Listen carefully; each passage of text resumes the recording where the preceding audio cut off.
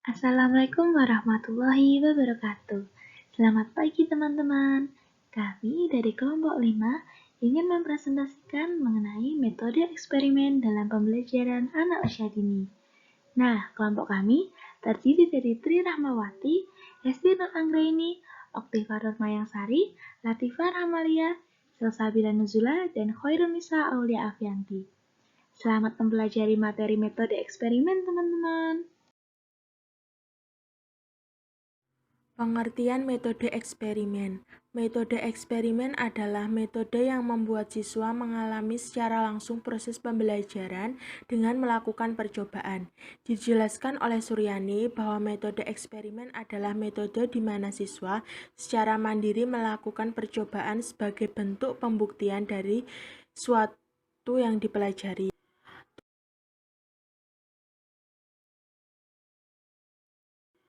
Tujuan penggunaan metode eksperimen yang pertama, mengajar bagaimana menarik kesimpulan dari berbagai fakta, informasi, atau data yang berhasil dikumpulkan melalui pengamatan terhadap proses eksperimen.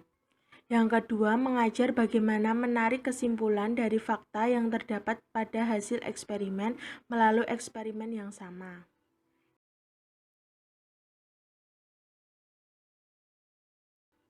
Yang ketiga, melatih anak merancang, mempersiapkan, melaksanakan, dan melaporkan percobaan. Yang keempat, melatih anak menggunakan logika induktif untuk menarik kesimpulan dari fakta. Hal-hal penting yang diperhatikan dalam metode eksperimen. Yang pertama, anak harus mengadakan percobaan. Maka jumlah alat dan bahan atau materi percobaan harus cukup bagi setiap anak. Yang kedua, agar eksperimen tidak gagal dan anak menemukan bukti yang meyakinkan, maka kondisi alat dan mutu bahan percobaan yang digunakan harus baik dan bersih. Yang ketiga, anak perlu teliti dan konsentrasi dalam mengamati proses percobaan. Yang keempat, guru perlu mempertimbangkan dalam memilih objek eksperimen. Hal ini dikarenakan anak sedang belajar dan berlatih, maka guru perlu memberikan petunjuk yang jelas. Yang terakhir, tidak semua masalah bisa dieksperimenkan, seperti masalah mengenai kejiwaan, beberapa segi kehidupan sosial, dan keyakinan manusia. Nah, selanjutnya adalah kelebihan dari metode eksperimen. Kelebihan metode eksperimen yang pertama yaitu membuat siswa lebih aktif dalam memahami materi. Yang kedua yaitu mengajarkan prosedur metode ilmiah agar anak dapat mudah dalam menyikapi dan menyelesaikan masalah. Yang ketiga, mampu memunculkan ide-ide baru yang bermanfaat melalui kegiatan percobaan. Kelemahan metode eksperimen adalah yang pertama, metode eksperimen membutuhkan alat dan bahan yang relatif banyak, dan setiap anak harus menerima alat dan bahan tersebut. Yang kedua yaitu metode eksperimen membutuhkan waktu pembelajaran yang lama, karena harus menunggu hasil percobaan. Yang ketiga yaitu membuat guru lebih teliti dalam melakukan percobaan dan guru harus mampu meminimalisir kesalahan pada saat percobaan.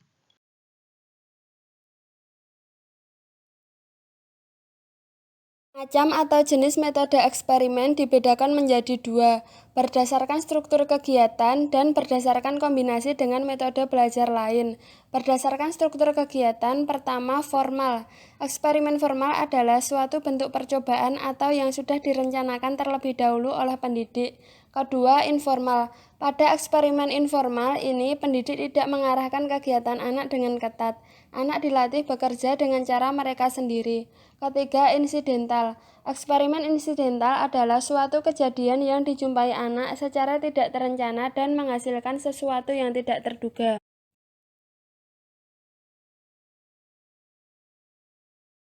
Selanjutnya, berdasarkan kombinasi dengan metode belajar lain. Pertama, eksperimen tunggal. Kedua, eksperimen terintegrasi dalam metode pemecahan masalah. Ketiga, eksperimen terintegrasi dalam metode demonstrasi. Dan keempat, eksperimen terintegrasi dalam metode estimasi. Baik, selanjutnya saya akan menjelaskan mengenai peran guru dalam mendukung keberhasilan metode eksperimen. Aktivitas guru memberikan peran penting bagi peningkatan kualitas pembelajaran. Kualitas aktivitas guru dalam menerapkan metode eksperimen pada anak. Upaya perbaikan dilakukan dengan memberikan motivasi kepada siswa, serta memperbaiki pelaksanaan pembelajaran dengan menggunakan model pembelajaran kooperatif dengan menerapkan metode eksperimen. Aktivitas guru dalam semua aspek sudah baik. Guru menyampaikan materi secara sistematis kepada siswa. Ketika memberikan penjelasan tentang penerapan metode eksperimen kepada siswa, guru juga membimbing siswa untuk melakukan eksperimen sederhana yang diberikan sehingga siswa lebih mudah melaksanakan eksperimen tersebut. Contoh kegiatan metode eksperimen di PAUD, yaitu mengelompokkan warna. Alat dan bahan yang dibutuhkan adalah pewarna makanan primer, yaitu merah, kuning, biru, gelas plastik, air, dan kuas. Langkah-langkahnya adalah 1. Anak disuruh untuk menyampurkan masing-masing warna dengan air ke dalam gelas plastik besar yang berbeda. 2. Guru membagi air yang sudah berwarna tadi ke gelas plastik yang lebih kecil. Masing-masing anak mendapatkan 3 gelas yang airnya berbeda warna. Yang ketiga, secara bergantian anak disuruh guru untuk menuangkan air ke dalam gelas plastik besar sesuai dengan warna yang disuruh. Sebelum menuangkan ke dalam gelas plastik besar, anak terlebih dahulu ditanya oleh guru, warna air ini apa? Jika jawaban anak benar, anak baru dipersilahkan menuangkan air sesuai dengan warna. Pada kegiatan ini, aspek yang dikembangkan adalah aspek perkembangan kognitif, karena kemampuan untuk mengenal warna termasuk dalam salah satu indikator sains yang termasuk dalam aspek perkembangan kognitif. Terima kasih teman-teman telah menyaksikan presentasi kelompok 5. Kurang lebihnya kami mohon maaf. Wassalamualaikum warahmatullahi wabarakatuh.